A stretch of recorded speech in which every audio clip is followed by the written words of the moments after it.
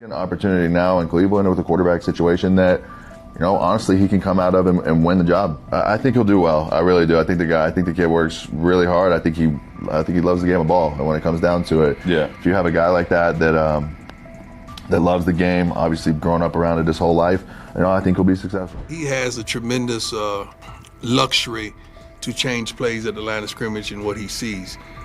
But you got to take into account that this kid has started every game in his high school career. This kid has started every game in his college career but one. He's seen a lot of football.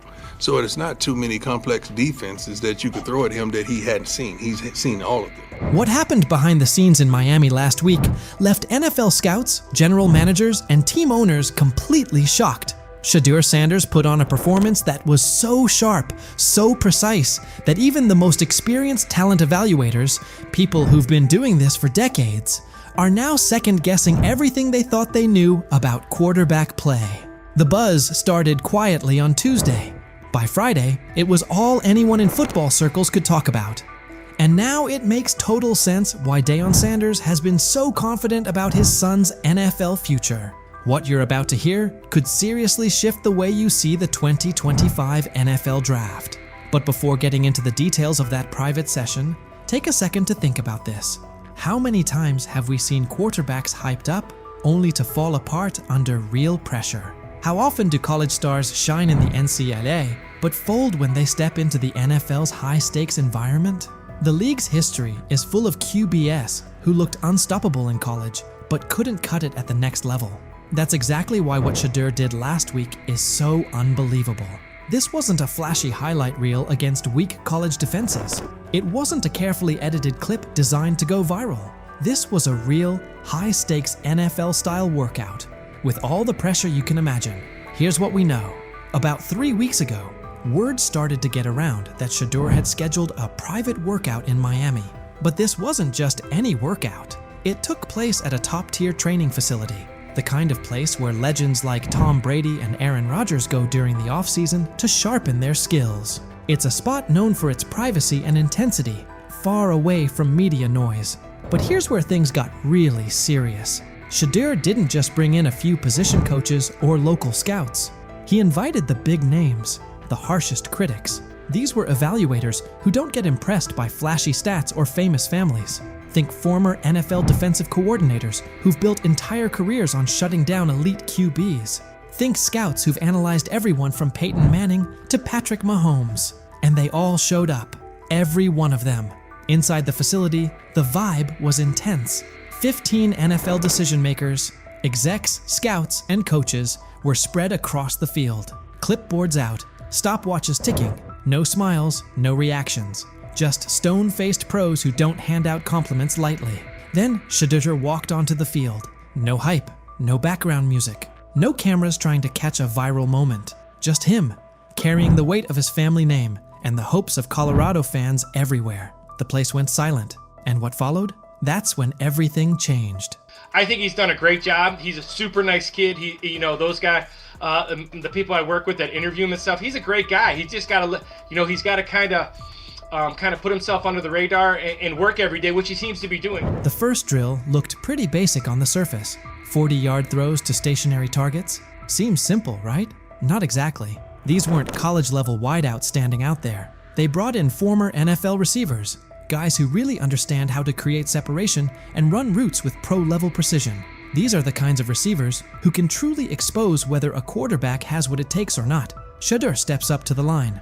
First throw. Absolute laser. 40 yards, fast and clean. Tight spiral, right on target. Hits the receiver perfectly in stride. Scouts glance at each other, but no reactions yet. They've seen strong arms before. Then comes the second throw. Still 40 yards, but now it's a comeback route. Way more challenging.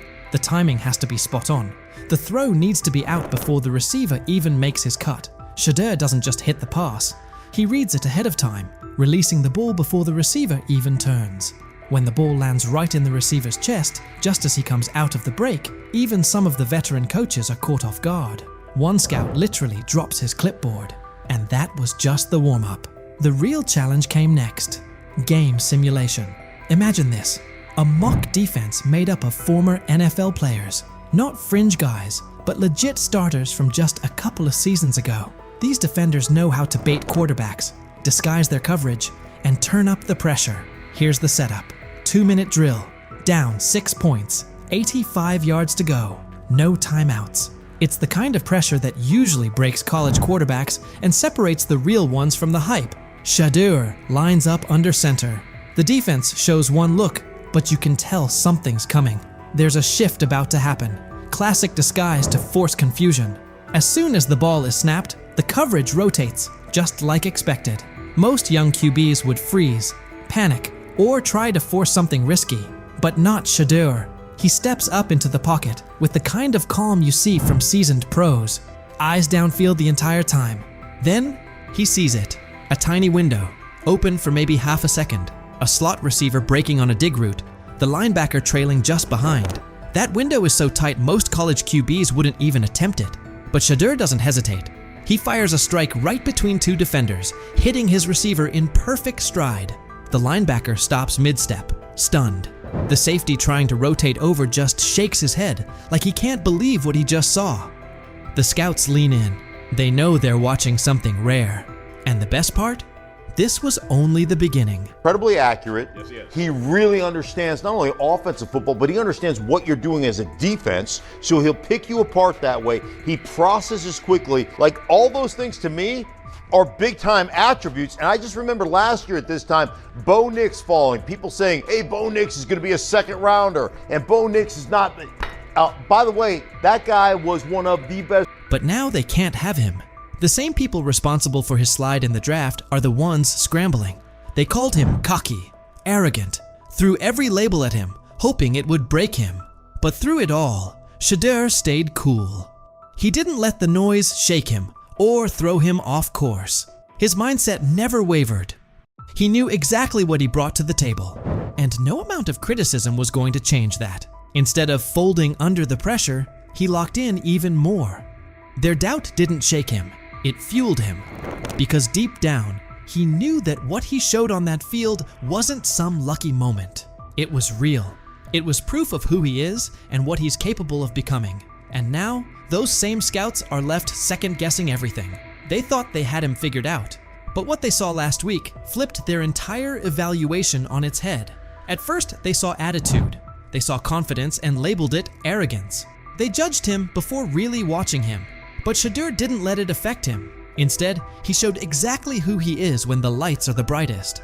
And now those same scouts, the ones who once questioned if he had what it takes, are sitting in silence, unsure of what they just witnessed. His performance is making waves, and suddenly their early opinions are starting to look shaky. They didn't just see a strong-armed college quarterback out there. They saw a leader, calm, smart, in total control. The more his confidence grows, the better he gets. And now, they're starting to realize they might have missed something big. What they once brushed off as ego now looks more like confidence that can't be rattled.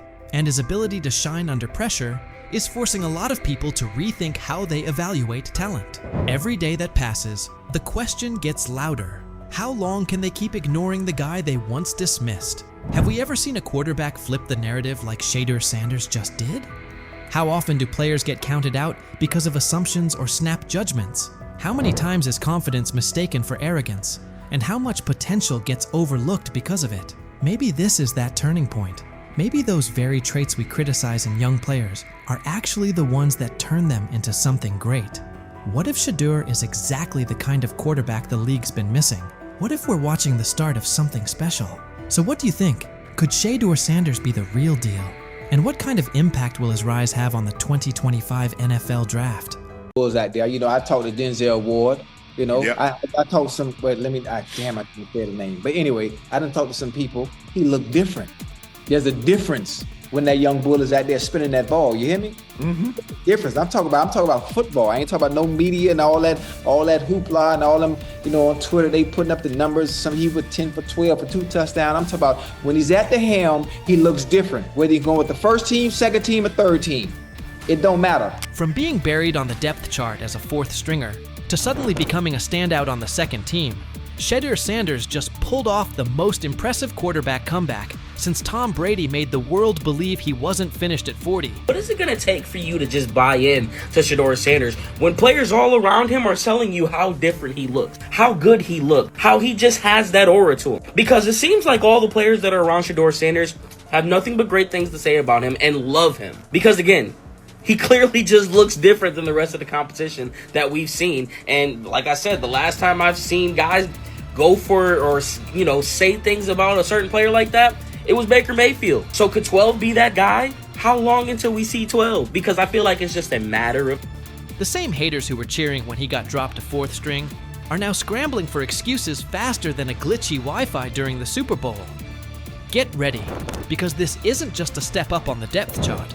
It's a serious reality check that's got the critics choking on their own words with a big helping of humble pie. Being said, I see some balls coming out of Shedeur Sanders at that game, and I'm like, kind of looks like a guy. Yeah, I'm ready. He can sling it. I see him, some of the veterans, how they talk to him, mic'd up, see what he's doing in the community. Yep. Talk about Njoku there? Njoku, Mike Napier. Once you see, different little interactions and things like that, I know he has the talent. We'll see. It'll be a competition that usually brings the best out of guys, especially young guys. So I'm interested to see how that quarterback situation. I've heard he's been outstanding. The Cleveland Browns training camp just turned into the most talked about event in town. All thanks to Shedeur Sanders, who took his spot as 4th string and used it as motivation for one of the most impressive rises the NFL has seen in years. While everyone was busy counting him out and calling his career dead, Sanders was quietly putting together a performance so good that coaches are saying they haven't witnessed anything like it in the last 15 years. Drafted in the 5th round, all that means nothing when it's time to play football and that whistle blows. He looks different than the rest of the competition. That's what I heard. And I'm talking from a, not Brother Ward, I'm just talking about from sources that's in that room, that's on that field, that's playing the sport. Man, come on, man. Yep, coaches with decades of experience are honestly scratching their heads, trying to figure out how someone goes from being a practice squad afterthought to seriously competing for a starting spot in just a few weeks. Thing is, they never planned on taking him. The problem is, like Ocho Cinco said, you got somebody that has endeared himself to the locker room. And guess what? The difference between him and Tim Tebow, the biggest one, is he can play. He can throw the ball. Tim Tebow running around being an H-back, he can throw the ball. And he's done everything he needs to do. He ain't saying nothing. He ain't rocking the boat. He ain't mad about the reps. He ain't mad about none of that. All the people out there want to see is this, like Tyvis said earlier. We want to see what he can do with Jerry Jeudy. That's it. I want to see what he can do with David Njoku. I want to see him with Junkins. I want to see him with the first running backs. If you are cooking, if you are beating down the doors with the 3s and 4s, guess what? You deserve more. That was a bar. It rhymed. It was. Remember when Mary Kay Cabot dropped that bombshell report saying Shedeur Sanders was the 4th string quarterback? The internet blew up faster than a Michael Bay explosion. Critics came out of nowhere, like ants at a picnic, rushing to call his NFL dreams dead on arrival. They claimed he was only shining against guys who'd either end up on practice squads or be out of the league by September. They pointed out he wasn't getting reps in 11-on-11 drills and said he needed to earn his way up the depth chart. Dude, listen, the guy, all I can say is that he goes where the ball's supposed to go and it looks the way it's supposed to look. Mm-hmm. And when I hear that tells me it sounds like the Browns may have got a steal with Shedeur Sanders in the 5th round, because I think he'll have a chance. I'm not saying he's going to be the starting quarterback in September, like week 1 or 2 or whatever it may be early in the year, but I think he's got a chance to develop into something that hopefully would preclude them from having to draft a quarterback, first overall or top 5 next year. He said, I see some balls coming out of Shedeur Sanders at that game, and I'm like, kind of looks like a guy. Yeah, I'm ready. He can sling it. I see him, some of the veterans, how they talk to him, mic'd up, see what he's doing in the community. Yep. Talk about Njoku there? Njoku, Mike Napier. Once you see, different little interactions and things like that, I know he has the talent. We'll see. It'll be a competition that usually brings the best out of guys, especially young guys. So I'm interested to see how that quarterback situation. I've heard he's been outstanding. Funny how the tables have turned. Those same critics are now watching Sanders climb the depth chart like he's scaling Mount Everest with rocket boosters. The guy they wrote off is now the one they can't stop paying attention to. Every completion sends a message. Every perfect throw is a reminder that real talent doesn't stay hidden forever. And with every practice, he's showing that maybe, just maybe, the Browns stumbled upon their hidden gem. One thing for the fans to sit here and hype up Shedeur Sanders, because we all know how we get about certain players that we like. But it's another thing when you hear it from players who are actually on the field, who are actually in the locker room, who are actually next to this guy every single day. Because I'm sure we've all seen the quote by now by Chad Johnson when they were on the nightcap, and he talked to some young bulls. He talked to Denzel Ward. He didn't want to give away his name, but he already did it. And he said that Denzel Ward says he looks different from the rest of the competition. We've already been seeing. When word got out that Shedeur Sanders officially moved up to second-team reps, passing Dillon Gabriel along the way, the shockwaves hit from Cleveland all the way to Canton. This wasn't just some small roster tweak, this was huge. One day he's throwing passes to practice squad guys, and the next he's running with the second team, putting real pressure on the starting quarterback spot. The promotion came after Sanders completely dominated minicamp, showing toughness, leadership, and total control on the field. His passes were right on target, hitting receivers in stride. His decision-making was sharp as a blade, and his grasp of the playbook had coaches nodding like proud parents at a school play. But this wasn't beginner's luck. It was steady, calculated execution that the coaching staff just couldn't ignore. And I don't know, there was never no one thought he was this like malcontent or like a bag. It wasn't. That was the word, That was kind of what was being said. That was kind of what was being said. No. The pre-draft process was so unorthodox that he didn't go through it all like everyone else did. And I think there's a lot that we can look back on this thing, especially if he becomes a star in this league and say, you could point fingers in a million ways. Not having a pure agent, not having the workouts that everyone else did, going to these teams, not necessarily being as willing to throw the ball when asked at the All-Star games, like that kind of stuff I think might have stung him and might have turned teams off. But when Stephen A. Smith starts singing your praises, that's when you know you've officially arrived. The ESPN personality, famous for his fiery takes and no-nonsense analysis, didn't just mention Sanders. He gave him the full Stephen A. treatment. He praised Sanders not only for his top-tier football skills, but also for the intangibles that separate the good from the great. This kid's mindset puts him ahead of the pack, Stephen said, with the confidence of someone who's seen enough football to spot greatness from a mile away. He pointed out Sanders' composure, mental toughness, and relentless drive to compete at the highest level. When Stephen A. says, "It's not just about throws and stats anymore," you better believe the whole football world is paying attention. This stuff wasn't made up. I covered the draft for ESPN. I'm sitting on the desk. It's Shefty, it's Mel, it's me, it's Lewis. I heard some of the same things that Deion Sanders is talking about. And S.A. and Cantor, you know this, we all have relationships. We all have people who tell us information, they help us prepare to do our job. I heard some of the same things. Some of these things weren't necessarily made up, at least I don't think, from the people that I trust who told me these things. And so Kevin Stefanski feels like his job may be on the line. I don't concern myself with outside type of things. But I'm committed to his development, just like all of our rookies. So we'll continue to focus on getting our guys better. And that's what we'll stay committed to, and that's what's important to me. And so you didn't give this man a fighting chance to compete. He went into a gunfight with 2 knives. He gonna lose that every time. You know you're going to waive Tyler Huntley. So what good did that 2-minute drive do for him? Was it going to help him? Don't you think Shedeur would have benefited more from a 2-minute drive than Tyler Huntley? Coach Kevin Stefanski looks like he's backing off, and the heat is clearly on him and the Browns to make a call. After the game, several offensive linemen who'd been on the field with Shedeur Sanders were waived, and a few players had their deals terminated. The blowback was immediate, forcing Stefanski to explain his handling of Shedeur's snaps, especially why he pulled him before the 2-minute hurry-up, a situation many felt fit the rookie perfectly. Stefanski didn't sound convincing. Under obvious pressure, he said he put Tyler Snoop Huntley in for the final 2 minutes to get him tuned up. He looked rattled delivering it, still pushing the idea that Huntley needed that work. Let's be real, Huntley was an emergency pickup when injuries piled up. He's a stopgap, unlikely to stick on the 53, and yet Stefanski used that moment to sit Shedeur. The message in his tone was hard to miss. He knows the choice isn't playing well, and the whole approach around Shedeur Sanders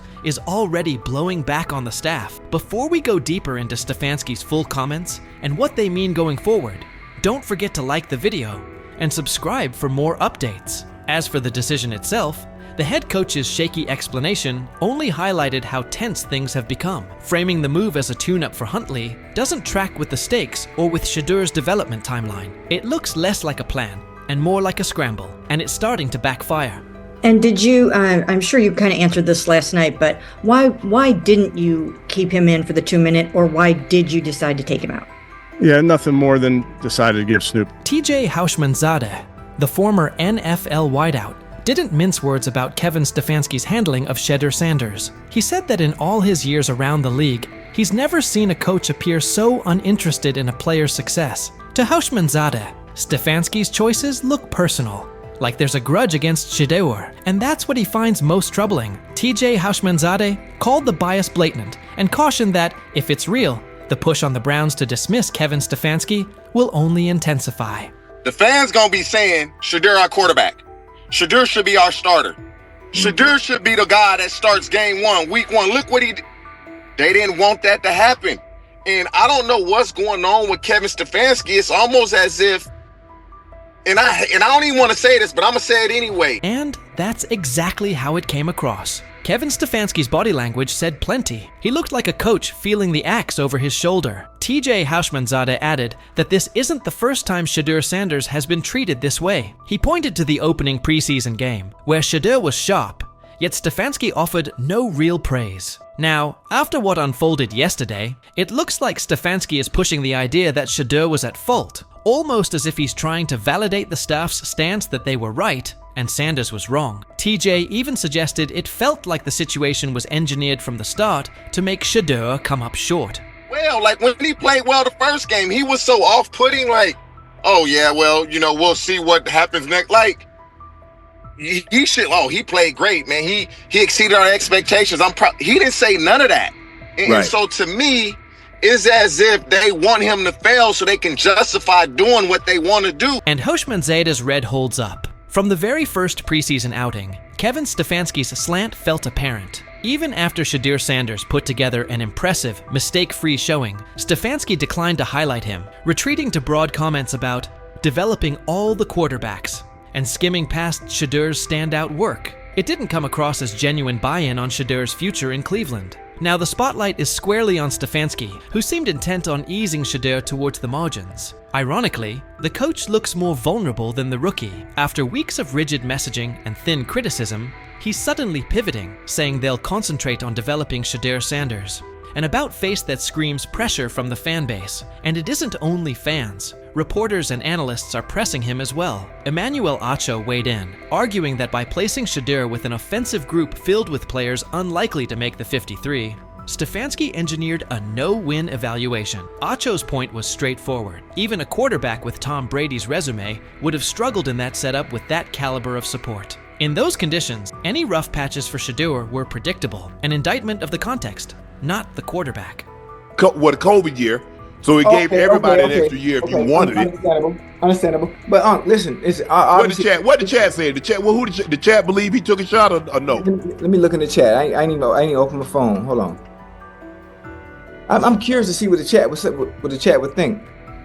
They are saying Houshmandzadeh's take still holds. From the first preseason snap, Kevin Stefanski's slant felt obvious. Even after Shedeur Sanders delivered a crisp, mistake-free showing, Stefanski sidestepped any real credit, defaulting to broad talk about developing all the quarterbacks and skating past Shedeur's standout work. It didn't read like genuine buy-in on Sanders' future in Cleveland. Now the spotlight has swung to Stefanski, who looked intent on easing Shedeur to the edges of the plan. Ironically, the coach seems more vulnerable than the rookie. After weeks of rigid messaging and thin critiques, he's suddenly pivoting, saying they'll focus on developing Shedeur Sanders. A shift that screams fan pressure. And it isn't only the fan base. Reporters and analysts are pressing him too. Chad Okosinko weighed in, arguing that by sticking Shedeur with an offensive group filled with fringe or soon-to-be-waived players, Stefanski set up a no-win evaluation. Ochocinco's point was straightforward. Even a quarterback of Tom Brady's caliber would have struggled in that environment with that level of support. In those circumstances, any rough patches for Shedeur were predictable, an indictment of the setup, not the quarterback. Chad Ochocinco warned that the chorus of team-friendly critics would soon start branding Shedeur Sanders a bust, reducing him to fifth-string status, and the real problem would get ignored. Kevin Stefanski put Shedeur in a no-win setup. Despite growing backlash, Ochocinco argued this all looks like a coordinated effort to drag Shedeur down, with more energy spent tearing him apart than acknowledging why he struggled. He was right about the setup, but wrong about the Browns skating by. Fans are loudly calling for Stefanski's job over what they view as clear bias towards Shedeur Sanders, and that pressure is only intensifying. Skip Bayless also weighed in, blasting Cleveland's approach as the worst way to handle a young quarterback. He pointed to a recurring pattern. Shedeur has been consistently mishandled by Stefanski and by the organization, and that this isn't a one-off misstep. In Bayless's view, Sanders hasn't been given a fair runway or the right support, and the way the team has managed him has only piled on the pressure, making it even harder for him to succeed. I'm outraged, I'm sickened, and I'm saddened by the way Shedeur continues to be treated in the National Football League, now by those sorry-ass Browns and sorry-ass Kevin Stefanski. Given how this has played out with Shedeur Sanders, it's hard to escape the sense he was put behind the 8 ball from the start. When he made his first preseason start, Stephen A. Smith said the Browns were setting Shedeur up to fail, and recent events only strengthen that take. Between the lack of meaningful first-team reps and a string of puzzling play calls, the context never looked built for growth. At this point, the pattern makes his setbacks feel less like natural growing pains and more like the product of an environment that was never set up for him to succeed.